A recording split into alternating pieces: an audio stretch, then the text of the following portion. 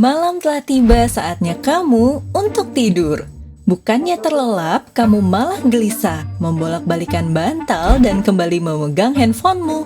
Lalu kamu tergoda untuk menghabiskan pagi harimu menonton Netflix dengan semangkuk popcorn karena kamu tidak ada kerjaan. Sungguh surga dunia, bukan? Kamu pengangguran ya? Apa yang terjadi jika kita tidak tidur? Dan berapa lama kita sanggup untuk tidak tidur?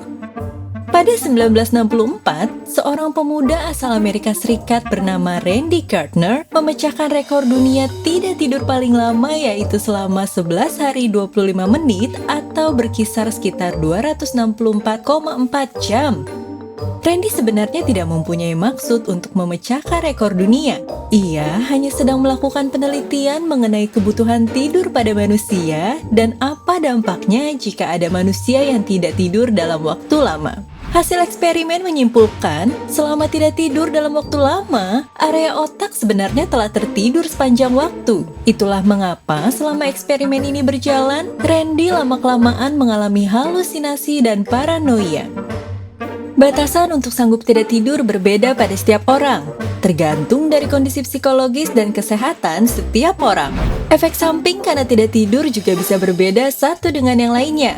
Dari mulai marah-marah tanpa sebab, sampai halusinasi tingkat dewa yang mungkin bisa menyebabkan kematian.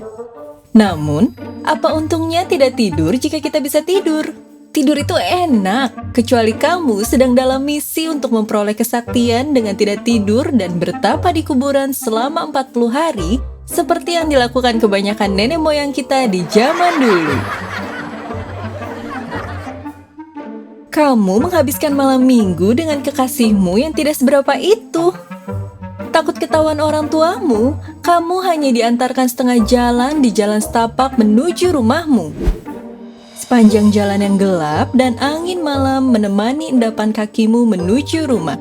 Dan bulu kudukmu pun merinding. Hei, apakah ada hantu di sekitarmu?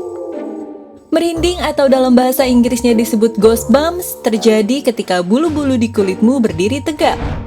Biasanya ini terjadi ketika kamu merasa kedinginan atau mengalami perasaan emosional yang cukup kuat seperti takut, sedih, senang, hingga ketika terangsang secara seksual. Bahkan, merinding juga bisa terjadi saat kamu menjalani aktivitas keseharianmu seperti ketika sedang buang air kecil. Kenapa bisa gitu? Ini karena tubuhmu mengeluarkan reaksi spontan yang berkaitan dengan pertahanan diri. Dalam dunia medis, merinding juga dikenal sebagai refleks pilomotor. Refleks seperti ini terjadi karena kamu merasa takut, seperti halnya ketika kamu sedang menonton film horor. Otakmu akan langsung mengaktifkan mode siap siaga terhadap ancaman. Tubuhmu pun akan memproduksi hormon bernama adrenalin yang dihasilkan oleh kelenjar yang terletak di atas ginjal. Akibatnya, otot-otot kecil yang terhubung dengan folikel rambut pada kulit akan berkontraksi dan menyebabkan merinding. Serangan gelitik yang kamu terima dari seseorang tidak akan bisa membuatmu berhenti tertawa. Kamu hanya bisa menangkisnya sambil lambat laun terkulai lemas. Sebagian besar orang pasti memiliki titik-titik geli di tubuhnya yang mudah ditemukan, seperti di lutut, bagian belakang leher, ketiak, pinggang, dan telapak kaki. Tawa yang timbul saat orang lain menggelitik pun merupakan suatu reaksi yang alami. Lalu, mengapa kamu tidak geli saat menggelitiki diri sendiri? Otakmu sudah terlatih untuk mengetahui apa yang harus dirasakannya ketika seseorang bergerak atau melakukan fungsi tertentu. Jika kamu mengelitiki dirimu sendiri, maka otak sudah mengantisipasi kontak dari tangan dan telah mempersiapkan kondisi tersebut.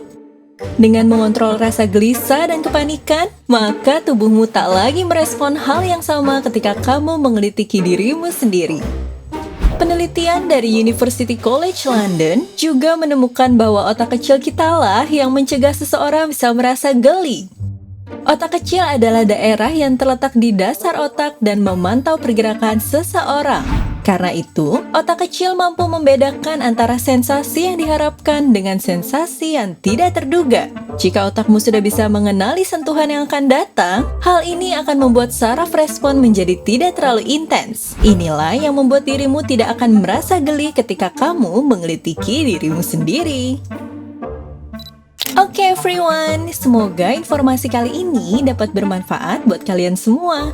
Jangan lupa subscribe, like, komen, serta tekan tombol loncengnya agar channel ini bisa terus berkembang.